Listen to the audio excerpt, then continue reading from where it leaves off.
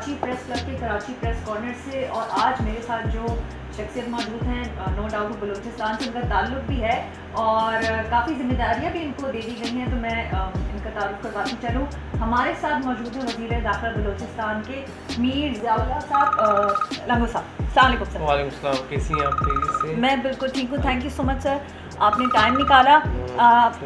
मुझे ये बताएं कि अभी आपने, क्योंकि जाहिर सी बात है बलूचिस्तान की बात आती है, सिक्योरिटी की बात आती है, अब मुझे ये बताएं, क्योंकि मैंने कहा ना हमारी सरफराज भुट्टी साहब से भी बातचीत रही थी जब हालात कुछ बेहतर नहीं थे। यू फील लाइक अब बलूचिस्तान में अमन और अमान की सूरत हाल बहुत बेहतर है, हालात कंट्रोल में हैं और अब लोग एक सुकून की ज़िंदगी वहाँ पे गुजार रहे हैं?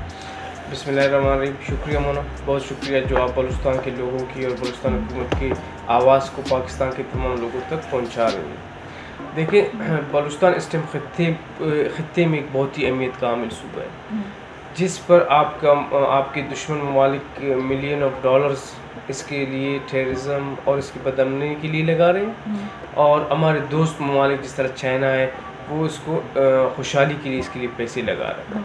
तो इंडियन जो टेररिस्ट हैं उनके बहुत ताने बाने मिलते रहते हैं, वहाँ उनकी हमारी इंटेलिजेंस एजेंसियों ने उनको काफ़ी हद में पकड़ा भी है। लेकिन आपको पता है कि इंडिया 500 मिलियन डॉलर्स एनुअली लगा रहे बलूचिस्तान के अमन अमान को ख़राब करने के लिए। तो मुझे फ़ख्र है अपनी सिक्योरिटी फोर्सेस पर, जितना वो पैसे लगा रहे हैं अल्हम्दुलिल्लाह हमारी सिक्योरिटी फोर्सेस ने काफ़ी हद तक उनके इन पैसों के लगाने को नाकाम बनाया है। काफ़ी टेररिस्ट को पकड़ा है, उनके नेटवर्क्स को पकड़ा है। तो मैं समझता हूँ कि हमारी इंटेलिजेंस एजेंसीज और सिक्योरिटी फोर्सेस की कामयाबियों की वजह से आज बलूचिस्तान में इतना अमन अमान है। जो गिने चुके बदअमनी के मौका होते हैं मामला वाक़यात, तो उसमें इंडिया के $500 का जो है फैक्टर है, तो इंशाअल्लाह ये कमर जल्दी टूट जाएगा।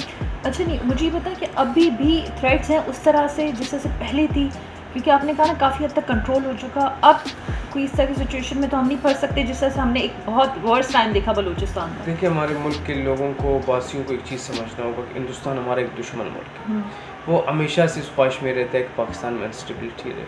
तो अभी भी जिस तरह मैंने आपके अंदर के $500 मिलियन वो सालाना लगा रहे ताकि इधर टेररिज्म को फ़रोग़ मिले। तो मैं समझता हूँ कि इंशाअल्लाह हमारी फोर्सेस जिस तरीके से काम कर रही हैं और जिस तरीके से आगे बढ़ रही हैं, इंशाअल्लाह हिंदुस्तान की अज़ाइम भी बहुत जल्दी ख़त्म हो जाएंगे। अच्छा चलें, ठीक है, मान ली कि नो डाउट इंडिया का हाथ रहता ही है, लेकिन जो बलूचिस्तान में रहने वाले हैं, बसने वाले हैं, मैं बलोच बहन भाइयों की बात करी जो उनको काफ़ी शिकायत रहती हैं, जो हैं हुक्मरान हैं उस तरह से, यू फील लाइक अब उनकी उस तरह से सुनी जा रही है, उनकी शिकायत को आगे पहुँचाया जा रहा है, क्योंकि आप भी उन्हीं ज़िम्मेदार लोगों में आते हैं जो उनकी आवाज़ है? देखिए, जब मैंने सबसे पहले होम मिनिस्ट्री का ओहदा संभाला तो मुझसे सबसे पहले मैंने कांटेक्ट किया जो बलूचिस्तान के लापता अफराद हैं उनके लवाकिन से। वो मेरे ऑफिस आए मेरे पास, तो उन्होंने कोई मुझे 300 बंदों का लिस्ट दिया कि ये लापता मिसिंग है। तो उसमें से अल्हम्दुलिल्लाह मैं सिक्योरिटी फोर्सेस को कहा, क्योंकि इनके थांदे बांधे अफ़गानिस्तान से भी मिलते थे, ईरान से भी मिलते थे, तो इंटेलिजेंस के ज़रिए हमने अल्हम्दुलिल्लाह अभी तक 200 बंदा रिकवर किए। तो मैं समझता हूँ कि बलूचिस्तान के वो लोग जो एहतिजाज पर हैं, ये उनके लिए भी एक ओप है। अच्छा, मैंने आपका एक इंटरव्यू देखा था जो BBC को दे रहे थे, उन्होंने कोई बात पे कहा, शायद लगता है आपका ध्यान इधर नहीं है, उन्होंने इसी बात पे, क्योंकि वो इसी बात पे बजे थे कि नहीं आप मिसिंग पर्सन का पता है, वो जो अनआइडेंटिफाइड डेड बॉडीज़ हैं, उस हवाले से हम उस पर भी बात करना चाहेंगे कि उसका भी आपने कहा कि काम कर रहे हैं, जो अनआइडेंटिफाइड डेड बॉडीज़ हैं उस पर भी काम चल रहा था, उसका मुझे बताया। देखिए, अनआइडेंटिफाइड बॉडीज़ जो थे उनके लवाकिन कभी भी मुझसे मिलने नहीं है, ना कोई शिकायत दी है। मुझसे लापता अफराद के लवाकिन ने रब्ता किया, उनके मसले अल्हम्दुलिल्लाह हल भी हो रहे हैं। वो जो जिनकी आप बात कर रहे हैं, ना उनका कोई FIR है, ना उनका कोई होम मिनिस्ट्री में शिकायत सेल में कोई रिपोर्ट दर्ज कराई, ना होम मिनिस्टर से मिले। जब हमारे शहर के शहरियों को, हमारे सूबे के वासियों को जिस किसी हुकूमती इदारे से तकलीफ़ होगा वो कांटेक्ट करेंगे, इंशाल्लाह हम उसको एड्रेस करेंगे। अच्छा, आपने एक और बात भी की कि जब तक कोई आपके पास चलकर नहीं आएगा कि भाई मुझे सर दर्द है तो हम कोई इसका इलाज करेंगे, तो मुझे आप ये बताएं आवाम के मसाइल को कितना टाइम देते हैं, कितनी उनसे इंटरेक्शन रहती है, वो कोई लोग आते हैं आपके पास मसाइल लेके, या एक प्रोटोकॉल में मिनिस्टर रहते हैं कि नहीं जी आप हमारे PS से बात करें? नहीं, मैं एक पब्लिक फिगर हूँ, मैं अपने ऑफिस में डेली 4 से 5 घंटे ऑफिस करता हूँ। जिसके साथ नाइंसाफ़ी हुई है उसको इंसाफ मिलना चाहिए। मेरा कहने का ये मकसद नहीं कि जिसको दर्द मिला है वो मेरे पास आके पहुँचे, क्योंकि मैं होम मिनिस्टर हूँ तो मेरे पास ज़रिया जो है वो गवर्नमेंट के FIR के ज़रिए होती है। जो उसमें अपना FIR दर्ज करता है मैं उसको ज़रूर फील करता हूँ। बाकी कोई आता है अगर कि यहाँ से मुझे इतनी लाशें मिली, वहाँ से, उसके अपने पास कोई प्रूफ नहीं होता तो मैं क्या कर सकता हूँ। मुझे डॉक्यूमेंट्री प्रूफ ज़रूर चाहिए होती है ना, तो उसके बाद मैं एक्शन ले लेता हूँ। जी सर, ये जो आप मिनिस्ट्री मिली, थोड़ी सी आप इस हवाले से बात करते हैं। अभी तक आपके इस टेन्योर में कितने खुदा न खास्ता कोई आप ब्लास्ट हुए या किस तरह की कोई हादसात हुए, अगर उस पर बात करना चाहें कि थे या नहीं थे या कम थे, उस पर ज़रा हमें बताएं। देखिए 2019 वो वाहिद साल है 2010 के बाद जहाँ आपको 0% हमारे जो हज़ारा बिरादरी शिया कम्युनिटी के लोग हैं उनको टारगेट किया जाते थे, सेक्टेरियन किलिंग्स होती थी। 2000 में वो 0 पर हम लोग लाए हैं। ज़बरदस्त। तो मैं समझता हूँ कि बलूचिस्तान के लोगों को ये बावर होना चाहिए कि ये मौजूदा हुकूमत अमली तौर पर इक़दाम कर रही है। अच्छा सर, क्योंकि वो बात है ना, आपकी मिनिस्ट्री आती तो वो ये लगता है सिक्योरिटी के हवाले से और कौन कौन सी दीगर चीज़ें जिनको आप देखते हैं और चैलेंजेस का सामना है। देखिए मेरे पास ट्राइबल अफेयर्स भी है। मैं ट्राइबल अफेयर्स के ज़रिए कोशिश कर रहा हूँ कि बलूचिस्तान की जो आपस के लोगों की ट्राइबल दुश्मनियाँ हैं बहुत ज़्यादा होती हैं, तो उनको मैं उनके लिए अगर मेरी मदद की ज़रूरत हो और मैं उसमें अगर कुछ कर सकूँ तो मुझे खुशी होगी। तो अभी मैं रिसेंटली मैं कोई 6 महीनों से एक ऐसे कबायली मसले को एड्रेस कर रहा हूँ जिसमें 52 लोग जो हैं, उस 52 लोग मारे जा चुके हैं। उस मसले को हम हल कर रहे हैं ताकि उन दोनों लोगों को शीर व शक्कर कर सकें। इससे ये बात, हम जब दुश्मनियों की बात करते हैं कबीलों की, कि अभी तक मौजूद हैं, उस तरह से हैं या कम हो गई हैं या लोगों की अवेयरनेस आ गई है, इसमें आप थोड़ा मीडिया का भी मुझे रोल बताएं। आप मीडिया की भी रोल को किस तरह से देखते हैं कि उन्होंने किस तरह से अवेयरनेस दी है और बलूचिस्तान के लिए कितनी आवाज़ उठाई है। देखिए बलूचिस्तान में ट्राइबल जो डिस्प्यूट्स हैं वो उस वक्त से चल रहे बाप दादों के टाइम से। किसी की दादी को मारा गया है, वो अभी तक जो है राज़ीनामा करने को तैयार नहीं है। मैं समझता हूँ इस हुकूमत ने आने के बाद जो पहला स्टेप लिए है, इंशाल्लाह ये बारिश का पहला खतरा है। आइंदा इंशाल्लाह हम आने वाले वक्त में मज़ीद इन डिस्प्यूट्स को ख़त्म कर लेंगे इंशाल्लाह। जैसे इसमें बताएं ना, अवेयरनेस होती है, लोगों को बताया जाता है, तो मुझे मीडिया के रोल को बताएं कि आप खुद मीडिया के रोल को किस तरह से देखते हैं कि उन्होंने बलूचिस्तान, क्योंकि हम वही बात है, मीडिया का एक बहुत इंपॉर्टेंट रोल होता है कि बलूचिस्तान के मसाइल को उस तरह से उजागर किया है, उसको अवेयरनेस दी है, लोगों तक उन तक पहुँचा है या नहीं पहुँचा। मैं समझता हूँ मीडिया का रोल इस टाइम मुल्क में सबसे ज़्यादा है। हर बंदा मीडिया सुनता है, ख़बरें सुनता है, टॉक शोज देखता है। मीडिया ने इस बारे में काफ़ी हमें हेल्प की है। मैं मज़ीद मीडिया से गुजारिश करूँगा कि जो हमारी कमज़ोरियाँ हैं, हमारे माशरे में जो ये कत्ल-ख़वारी है, इसके बारे में मज़ीद काम करें, रिपोर्ट्स दें, लोगों में अवेयरनेस पैदा करें कि इंसानी जान का लेना बहुत ही एक मायूब चीज़ है। एक इंसानी जान जिसे अल्लाह पाक मोहब्बत करते हैं, वो समझते हैं, अल्लाह पाक कहते हैं जब कोई खून का खतरा इंसान का गिरता है तो मेरा अर्श लरसता है। तो अल्लाह पाक उसको इतना ख्याल। मैं भी as a Baloch, as a Pakistani अपने तमाम भाइयों से ये अपील करता हूँ कि अपनी इस किस्म की दुश्मनियाँ फ़ौरन ख़त्म कर लें और मुल्क को कौम की खिदमत में आगे बढ़ें। अच्छा सर, ये तो आप बता रहे कि हुकूमत का एक रोल है, कोशिश में भी लगी है कि जो आवाम है क्या वो भी उस तरह से आप लोगों के साथ ताउन करती है, बताती है, अब क्योंकि वो जान गए कि कौन उनका दोस्त है, कौन उनका दुश्मन है, तो उस हवाले से मुझे आप बताएं। उस हवाले से मैं समझता हूँ, देखिए पहले हमारे जो ये टेररिस्ट ऑर्गेनाइजेशंस की रैलियाँ होती थी, इनकी जलसे होते थे, तो लोग उसमें भरपूर शामिल होते थे। लेकिन अभी उनकी टेररिस्ट विंग के अलावा उनके साथ कोई नहीं, मासेस में उनकी कोई नहीं उनके साथ। तो मैं समझता हूँ ये बलूचिस्तान के लोगों की बहुत बाशऊर होने की बहुत बड़ा वो है निशानी है। तो इंशाअल्लाह लोगों की मदद से, ट्राइबल लोगों की मदद से इंशाअल्लाह इस नासूर को हम जल्द ख़त्म कर लेंगे। अच्छा, ये मैंने आपकी एक बात सुनी थी कि आपको इंजीनियर बनना था और कुछ और बन गए पॉलिटिशियन बन गए। यू फील लाइक कि आप समझते हैं कि आप सही जगह पे हैं और सही काम कर रहे हैं, क्योंकि एक इंसान नहीं चाहता और आप वो बन जाते हैं, तो अब आप ये इस चीज़ को दिल से इस चीज़ में कर रहे हैं। और थोड़ा अपना फैमिली बैकग्राउंड के हवाले से बताएं कि आप पॉलिटिक्स में कौन है, किस तरह से आना हुआ इस सियासत में। मेरे वालिद साहब हमारे पैदाइश से पहले पॉलिटिक्स में थे, नेशनल अवामी पार्टी के साथ पॉलिटिक्स में थे, फिर उसमें बैन लग गया, फिर BNM के प्लेटफॉर्म से आए, फिर नेशनल पार्टी जो डॉक्टर अब्दुल मालिक और मीर असद खान की पार्टी है उसके ज़रिए उससे आए, प्लेटफॉर्म से आए। उसके बाद मेरे बड़े भाई फाइनेंस मिनिस्टर बने, तो यही तसलसल है हमारा। नहीं तो अब कैसे हुआ कि मैंने तो कुछ हाँ, मैं खुद बनना चाहता था एक्चुअली इंजीनियर। मेरे 2 बड़े भाई थे, वालिद साहब थे, तो मैं हमेशा दुआ करता था कि अल्लाह उनको पॉलिटिक्स के मैदान में कामयाब करे। लेकिन अनफॉर्चुनेटली ये हुआ कि मेरे वालिद साहब भी शहीद हो गए, बड़े भाई भी शहीद हो गए, तो मुझे अचानक आना पड़ा। तो उससे मेरे जहन में बचपन से एक अवामी खिदमत का जज्बा जो था वालिद साहब की तरफ से मेरे जहन में था, तो उसी जज्बे के तहत मैं आगे बढ़कर लोगों की खिदमत करना तो आपकी फैमिली की काफ़ी कुर्बानी है इस मुल्क के लिए और फ़ख्र है मुझे उस पर।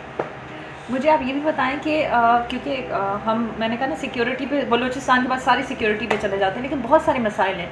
जैसे अभी कोविड-19 को कर लें, टिड्डी दिल हमला हुआ, फिर सैलाब भी आ गया, तो मुझे ये बताएं कि इसमें आप लोगों ने कितना काम किया और क्या काम किया?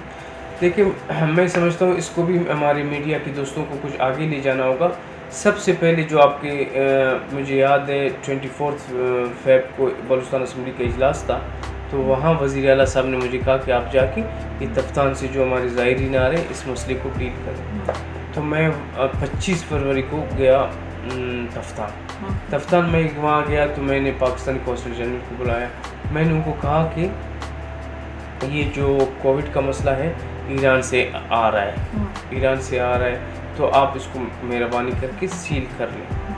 तो उन्होंने कहा कि हम सील कर लेंगे, लेकिन ईरानी काम नहीं मान रहे। मैंने कहा वो क्या कह रहे हैं? वो कह रहे हैं कि हम अपने ही तरीके से इस कोविड को निपटा रहे हैं और बहुत इससे अजाब में फंसे, मज़ीद लोगों को पाकिस्तान के या किसी गैर मुल्की लोगों का केयर नहीं कर सकते। तो अभी हमारे लोग थे, हमारे रहने वाले थे, हम उसको 0 पॉइंट पर बेयार और मददगार तो नहीं छोड़ सकते थे। तो मैंने इनको कहा आप इनकी एंट्री करा दें, इनको पाकिस्तान आने दें। लेकिन क्या तैयारियां उस तरह से थी कि तफ्तान की बात आती है फ़ौरन से सारे तोपों का रुख वहाँ पे? आप मुझे एक बात बता दें, हाँ। एक रात 25 फरवरी की एक रात जहाँ से लोग ईरान से आ रहे पाकिस्तान, आप एक रात में आप आगा खान हॉस्पिटल तो वहाँ नहीं बना सकते, आप हज़ारों लोगों के लिए बिल्डिंग तो वहाँ नहीं बना सकते। आप एक रात में सिर्फ उनको अपने लिमिटेड रिसोर्सेज के अंदर फैसिलिटीज़ देंगे। तो मैंने उनके लिए 7000 बंदों के लिए वहाँ जो टेंट हाउस लगाया, क्योंकि बिल्डिंग मेरी बस की बात नहीं थी कि एक रात में आगा खान हॉस्पिटल या साउथ सिटी हॉस्पिटल बना। तो हमने हज़ारों लोगों के लिए टेंट का बंदोबस्त और वो मेन्यू खाने का जो NDM में इस्लामाबाद से पहुंचा, उसके तहत हमने काम किया। फिर ये ज़ायरीन यहाँ आए, आपको पता है ये नई बीमारी थी जिसका ना किट्स की मौजूद थे, ना टेस्टिंग फैसिलिटीज़ थे, तो उधर हमने रखा। फिर जिस सूबे के उधर लोग थे, ठीक है, जिस सूबे के लोग थे उनको हमने अलग वहाँ ट्रांसपोर्टेशन की। आपको पता है स्टार्ट में आ गए तो ट्रांसपोर्टर भी रो रहे थे कि भाई इन बंदों को कैसे हम ले जाएंगे। मैंने सबको ट्रांसपोर्टेशन कर करके अलग से जो ईरान से आए थे, KP को KP की हुकूमत के हवाले किया, पंजाब को पंजाब के हवाले किया और सिंध को सिंध के हवाले किया। मैंने कहा इनमें अगर कोई कमी बेशी है आप इनको आइसोलेट करें। तो इन्होंने सब इनको आइसोलेट करके टेस्ट करके दोबारा भेज दिए 0। तफ्तान का बेचारे का नाम सिर्फ बदनाम इसलिए हो गया कि वो बलूचिस्तान में है, अगर कहीं और होता शायद इतना बदनाम नहीं होता। तो उसके बाद सबको मुतल्लिका हुकूमतों ने क्लियर करके उनके घर भेज दिया। आज भी मैं ये कहता हूँ कि ये एक ऐसा पेंडेमिक था जिसको एक माशरे में फैलना था। अगर इसका जो है किसी और मुल्क से आने का फैलाव का ज़रिया था तो वो हमारे एयरपोर्ट्स थे। इस दौरान 10,000 ज़ायरीन जो आ गए आपके तफ्तान से, उन सब की स्क्रीनिंग की गई, फिर सूबों के हवाले की गई, सूबों ने उनकी टेस्टिंग की, फिर उनको भेज दिया। लेकिन 10 लाख पाकिस्तानी किसी ने टेस्ट नहीं किया जो मुख्तलिफ़ शहरों से पाकिस्तान पहुंचा और वो मुख्तलिफ़ सूबों में फैल गई। चले, हमने मान लिया कि और भी दीगर शहरों से भी कोविड-19 है, अभी भी कोविड-19 मौजूद है, ख़त्म नहीं हुआ। अभी क्या इक़दाम हैं? अब तो सभी जान गए, सेफ्टी मेजर्स को भी आगाही भी हो गई। अब क्योंकि वही बात है, बलूचिस्तान सबसे ज़्यादा इफेक्ट हो गया था, फिर उसी की बात तफ्तान को लेके आगे हम चल जाते हैं। तो अब क्या है इक़दाम? अब सेफ़ हैं, सारी चीज़ें सही हैं? देखिए, आप इकदाम एज हुकूमत उठा सकते हो। अमेरिका कितना बड़ा पावर है, हाँ सर, इंडिया इस खत्ते का तो उसमें तो सलाब की भी बात आ जाती है, फिर अगर सलाब की बात बोलूँगी तो बोलूँगी नहीं आपने आज आना है, आपने सब जगह आना है। तो देखिए वहाँ किस तरह से फैला, ये एक नई बीमारी थी, ना किट्स थे, ना वेंटिलेटर्स थे, ना रहने की जगह थे। हमने अल्हम्दुलिल्लाह उसको काबू किया, लेकिन आपकी सुपर पावर उसको काबू नहीं कर सका। इसमें आप लोग तो अपनी हुकूमत को और अपने लोगों को अप्रिशिएट करना चाहिए आप लोगों को। तो आप कहते हैं कि भाई सारी चीज़ें अब ठीक है, कंट्रोल में नहीं, मैं समझता हूँ जितने दस्तियाब वसाइल पाकिस्तान में, जितने हमें वसाइल दस्तियाब थे, दस्तियाब वसाइल में हमने सब कुछ किया।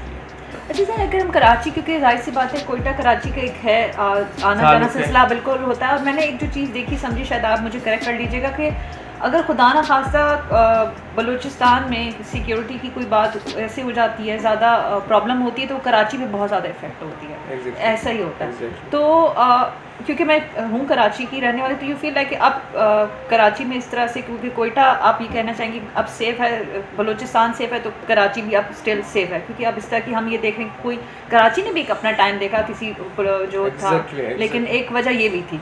तो इस पर क्या कहना चाहेंगे? देखिए कराची हम लोग का मेन हब है, कराची में कारोबार है, बिजनेस है, ज़िंदगी है, तो पाकिस्तान में है, नो डाउट।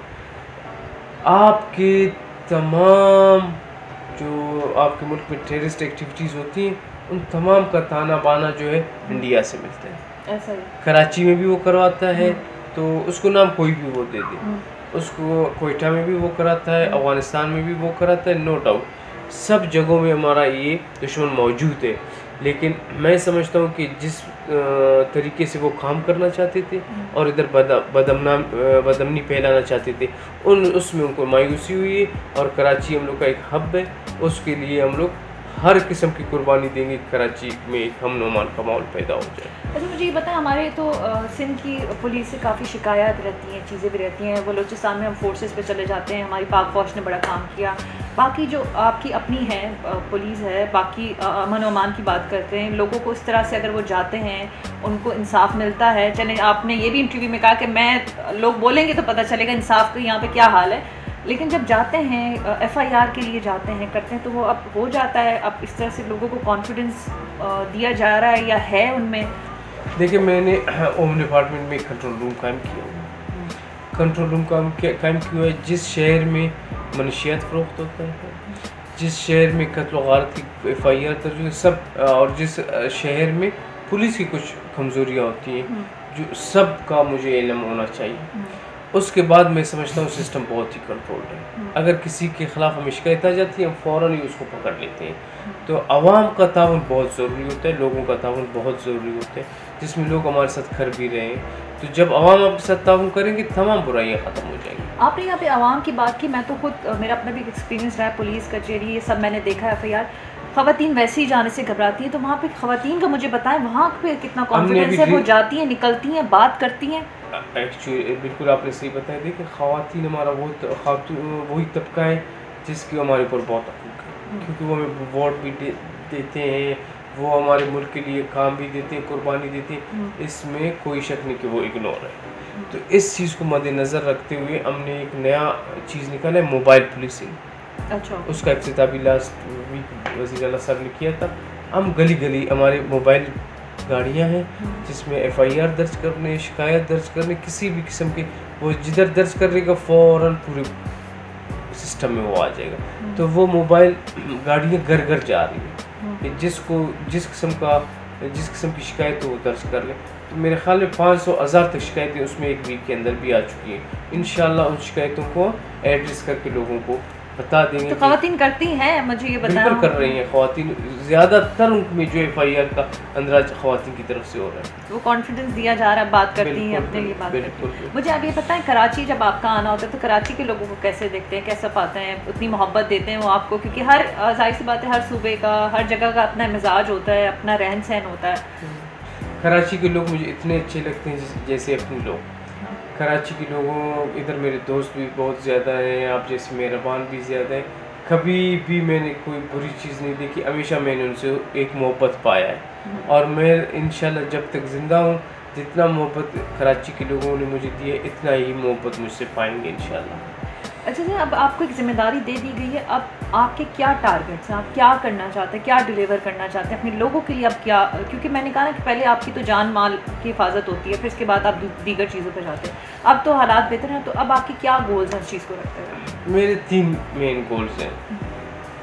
एक, पाकिस्तान जो मुझे जिम्मेदारी दी गई, बलूचिस्तान में टेररिस्ट का खात्मा, लोगों को एजुकेट करना और लोगों को रोजगार अच्छा सॉरी, देना। मैं आपके पहले पे चली हूँ, टेररिस्ट का खात्मा, तो इसका मतलब अभी भी काम हो रहा है, ये चीज़ें उस तरह से हैं? बिल्कुल, इस पर हमने सही बात करनी है, गलत बयानी से बात ही नहीं करना है। टेररिस्ट भी मौजूद है, टेररिस्ट को फंडिंग भी मौजूद है, इसके लिए हमें काम करना है, रूट से मतलब जड़ों से इनको खत्म निकालना करना होगा, क्योंकि काफ़ी लोग पैसे के लिए अपने मादर वतन के खिलाफ काम कर रहे हैं। तो हम ये इसमें कोई शक नहीं है। नहीं, तो वो पैसों की बात वही आम मसले मसाइल पे लोगों की चली जाती है कि उनको रोज़गार मिलेगा, उनको अपने राइट्स मिलेंगे, चीज़ें मिलेंगी, तो कौन चाहेगा उस चीज़ को रखते हुए? तो वो फिर जिम्मेदारी हुक्मरानों पे आती है कि वो उनके लिए उन मसाइल को हल कर देंगे, वो कॉन्फिडेंस दे देंगे। कौन अपने घर को आग लगाना चाहेगा? तो देखिए, आप एक घर में रहती हो, अगर खुदा न खास्ता आपको उस घर में खाना नहीं मिलता तो आप उसको घर को जलाओगी नहीं, बिल्कुल नहीं। उसको ठीक करने की काम करोगे। मैं अल्हम्दुलिल्लाह जब से होम मिनिस्टर बना हूँ, मैंने 4000 बंदा लेवीज़ में लगाया बलूचिस्तान, ज़बरदस्त। और अभी 10 दिन से मैंने 4000 बंदा और इश्तिहारात जारी किए हैं जो 8000 तक पहुँच जाएगी, जो मेरे अंडर कंट्रोल डिपार्टमेंट से। मैंने कोई 500 बंदा जो है प्रिजन में लगाया है, मैंने कोई 1000 बंदा PDMA में लगाया है। 3 लोगों को मैंने सुना आपने फायर भी कर दिया था, वो जब दौरा किया तो वो क्या था, वो तो 3 बेरोजगार तो हम उसके पीछे पड़े। अगर जब कभी भी मुझे अपना कोई मसला हो ना, मेरा अपना मसला हो या उसके साथ मेरे मुल्क का रिलेटेड मसला हो, मैं अपने मसले को थोड़ा नीचे रखूँगा। पहले मुल्क है तो हमें मुल्क के लिए भी बेरोज़गारी भी बर्दाश्त करना होगा, भूख भी बर्दाश्त करना होगा, क्योंकि मुल्क ये वतन हम लोग की माँ है, माँ के लिए सब कुछ बर्दाश्त करना होगा। आपके वो सेकंड थर्ड पॉइंट पे भी आप मुझे बता रहे थे, आपके जो गोल्स में वो आप उस पर बता रहे थे। फर्स्ट तो आप सिक्योरिटी का कहते थे, सेकंड और थर्ड पॉइंट अगर आप मुझे बताएं कि क्या गोल्स में आपके शामिल हैं, जो बताएं। देखो, एजुकेशन आप देखिए बहुत ज़रूरी है। एजुकेशन हर जगह दुनिया में आप कहीं भी जाए, education is a must. Education मैं अपनी कौम को, अपने मुल्क को तालीम याफ्ता देखना चाहता हूँ। उसके बाद मेरी बहुत बड़ी ख्वाहिश है कि हमारे लोग बरसरे रोज़गार रहें, क्योंकि आपको पता है रोज़गार का बहुत बड़ा मसला है हमारे मुल्क में। तो मेरी सबसे बड़ी ख्वाहिश है कि हमारे नौजवानों को रोज़गार मिल जाए। अच्छा, एजुकेशन पे चलो वैसे तो आपके नहीं आता, लेकिन आप समझती कि आपकी जो हुकूमत है, जो बलूचिस्तान हो, उस तरह से काम भी करी है एजुकेशन सेक्टर में? और मैं तो ख़वातीन के हवाले से पूछूं, क्योंकि आप किसी एक को औरत को पढ़ाने का मकसद ये कि आने वाली नस्लों को पढ़ाना है, तो उस लिहाज से मुझे अगर बताएं कि अगर आप मुझे बता सकते हैं। देखिए, मेरे अपनी कॉन्स्टिट्यूंसी में कोई 8-10 एक डिस्ट्रिक्ट है, 8-10 गर्ल्स स्कूल्स होंगी पहले। अभी अल्हम्दुलिल्लाह हमने इसको 150 तक बढ़ाया है। अपने गांव में मैंने गर्ल्स कॉलेज बनाया है, उनके लिए मैंने जो एक कशीदाकारी का सेंटर बनाया है। औरतें हमारी आबादी का 50% हैं और वो हर चीज़ में हमारे साथ कंट्रीब्यूट करते हैं। आप इलेक्शंस ले लें, आप किसी किस्म की चीज़ दे दें। तो मैं, और सबसे बड़ी चीज़, जब मैं छोटा था तो मैं देखता था हमारे गाँव में लोग मटके सर पर रख कर गधों में बैठकर 10-10 किलोमीटर पैदल जाते थे। तो मैं मेरे भाई जब मिनिस्टर बने और मैं जब बना, तो मेरी सबसे बड़ी ख्वाहिश थी कि मैं अपने औरतों का ये मसला हल करूँ। तो अल्हम्दुलिल्लाह आप आ जाए मोना, मैं आपको अपने इलाके में ले जाऊँगा। आप उधर कलात से ताल्लुक आपने दावत भी दे दी थी, वो पहुंची, वो टीम पहुंची कलात। ज़रूर आप आ जाए, ज़रूर आप खुद भी आ जाए। अल्हम्दुलिल्लाह मैंने अभी, आपको ऐसा लगेगा हर घर में नलका पहुँचा है। लोग अपने घरों में जो है पानी की सहूलतों को हासिल है। जो बड़ी दुआएं देते होंगे आपको। वो उनकी दुआएं मेरे लिए बड़ी चीज़ है, और मेरी जिम्मेदारी भी ये थी। अगर वो लोग मुझे वोट देते, हमारे वहाँ आपको पता है ख़वातीन खुले ज़हन के नहीं होते, शर्माते हैं, तो अपने मसले नहीं बताते। तो मैंने अपने जहन में सबसे पहले ये बनाया था कि मैं ख़वातीन के मसले हल करूँगा जो इतने दूर से पानी लाते हैं। तो अभी जब आप इंशाल्लाह आओगी तो मैं आपको दिखाऊँगा कि पहले ये कहाँ से पानी लाते थे और अब यहाँ इनको कहाँ से पानी मिलती है। सर, एक और हमारे मुल्क का सबसे बड़ा इशू है कश्मीर। अगर हम कश्मीर पे थोड़ी सी बात कर ली जाए, क्योंकि अभी जो कश्मीरियों के साथ होता है, उस हवाले से आप क्या कहना चाहेंगे? देखिए, कश्मीर तो हमारी शहर है, उसको हम कभी भी नहीं छोड़ सकते। जिस तरह मैं समझता हूँ गुज़िश्ते 2 सालों से वज़ीर-ए-आज़म इमरान खान साहब कश्मीर के मसले को उठा रहे हैं, मैं समझता हूँ पहले किसी हुक्मरान ने नहीं उठाया। और मैं आपको इंशाल्लाह ये इंटरव्यू आज दे रहा हूँ, जब कश्मीर आज़ाद होगा दोबारा आपको इंटरव्यू दे दूँगा इंशाल्लाह। मेरे जहन में बिल्कुल एक खुला माहौल है कि हिंदुस्तान के पॉलिसियों और हिंदुस्तान के मामलात की वजह से कश्मीर आज़ाद होने को जा रहा है इंशाल्लाह अल्लाह करे। अच्छा, थोड़ा सा हम सीएम साहब के हवाले से बात करें, उनसे भी हमने टाइम कम बोला है, दरख्वास्त है, तो यू फील लाइक सीएम साहब का एक जज्बा है बलूचिस्तान के लिए कुछ डिलीवर करने का और चीज़ों पे जिस तरह से काम करना चाह रहे हैं उस तरह से वो कर रहे हैं, बता दें थोड़ा सा। देखिए, सीएम साहब के साथ हम जब भी बैठते हैं, सीएम साहब हमें कहते हैं ना आप लोग अगले इलेक्शन का सोचें, ना आप लोग किसी और का सोचें, तो आप लोग अपने सूबे को आगे जाने का सोचें, इसमें पर्सनल इंटरेस्ट किसी का कोई नहीं होता। तो आप जब इंशाल्लाह कोयटा आ जाएंगे तो मैं आपको सीएम साहब का विजन भी दिखाऊंगा। चलो ज़बरदस्त। अच्छा, एक और जो है क्या करें, सियासत हो, करप्शन का नाम ना लिया जाए, एक साथ आ जाते हैं। हाँ, तो वो बताएं वहाँ पे हालात और चीज़ें किस तरह से, आपके डिपार्टमेंट में सारी चीज़ें क्लियर हैं, कुछ अगर ऐसा कुछ हो जाए तो क्या उस तरह से देखते हैं, नैब के अलावा आप लोग की अपनी क्या उस तरह से है? देखिए, सीएम साहब ने एक मोना ऐसा एक सिस्टम बनाया है जिसको सब चीज़ को खुद मॉनिटर करते हैं। पहले आप SNJDA में, उसमें PNDP में अपना जिस किस्म का वो डालते हैं ना एज स्कीम, तो उसमें आपको पैसे देने होते थे। अभी सीएम साहब ने ऐसा एक निज़ाम बनाया है कि सीएम साहब के बगैर कोई प्रोजेक्ट अप्रूव नहीं कर सकता। अगर कोई पैसा खा रहा है भी तो फिर वो कहते हैं मैं खा रहा हूँ। तो इसलिए मैं समझता हूँ साफ़ और शफाफ अंदाज से चीज़ें हो रही, लेकिन करप्शन का जो रूट है वो इतना गहरा है कि उसको ख़त्म करने में ये 1-2 साल नहीं है, उसमें काफ़ी टाइम लगेगा। अच्छा सर, क्योंकि मैं कराची प्रेस कॉर्नर से हैं, तो अगर कराची वालों के लिए कोई अच्छा सा पैगाम, कोई बात आखिर में आप देना चाहेंगे? कराची वालों के लिए मेरा यही पैगाम है, कराची मेरा दूसरा घर है, मैं कराची आता जाता हूँ। कराची से प्यार करें, कराची को खूबसूरत बनाएं, और जब हमारी ज़रूरत हो तो हमें भी कहें, हम भी कराची को खूबसूरत बनाने के लिए अपनी तमाम सहूलतें सलाहियतें बरूकार लाएंगे इंशाल्लाह। Thank you so much sir, बहुत शुक्रिया आपके टाइम के लिए। ये हमारे साथ होम मिनिस्टर साहब थे। अपना बहुत ख्याल रखें और अपने मुल्क पाकिस्तान और जो हमारा मुल्क है उससे लाजमी प्यार करें और इसके लिए कुछ ना कुछ ज़रूर करते हैं। बहुत शुक्रिया।